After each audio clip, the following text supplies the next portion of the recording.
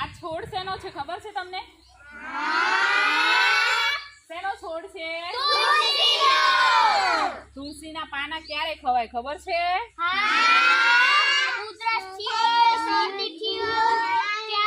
ત્યારે. સરસ.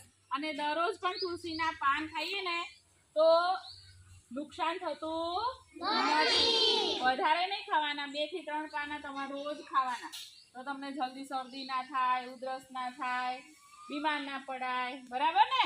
પણ પાના ધોઈને ખાવાના. ઘરે છે ને બીજું બધું ના વાવીએ તો કઈ નહીં, પણ એક તુલસીનો રોપો બધાએ વાવવાનો પોતપોતાના ઘરે. હા, ખબર છે? શેનો છોડ છે?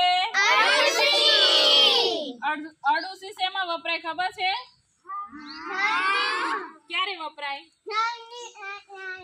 સરસ. શરદી થઈ હોય ત્યારે, પછી ઉધરસ થઈ હોય ત્યારે. શરદી અને ઉધરસ થાય એ વખતે 1 ગ્લાસ પાણી લેવાનું.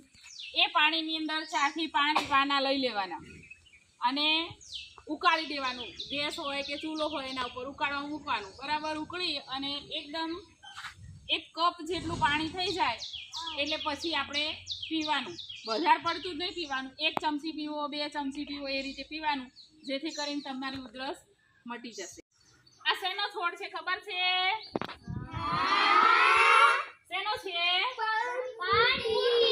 પાનફૂટી. હવે આ પાનફૂટી ક્યારે ખવાય ખબર છે? આપણા પેટમાં પથરી થી હોય ત્યારે ખાય તો પથરી નીકળી જાય. સરસ. આપણા પેટમાં પથરી થઈ હોય, અહીંયા સાઈડમાં દુખતું હોય ને, કમરમાં દુખે ને અહીંયા સાઈડમાં, એટલે ડોક્ટર એમ કે બતાવીએ ને એટલે એમ કહેશે કે તમને પથરીના રજકણ છે કે પથરી થઈ છે. તો જ્યારે રજકણ હોય એ વખતે આ પથરીના પાના જે હોય એ આપણે સવારમાં ખાવાના. સવારમાં ખાઈએ એટલે એના રજકણ છે એ આપણે પેશાબ કરીએ ને એનાથી નીકળી જાય.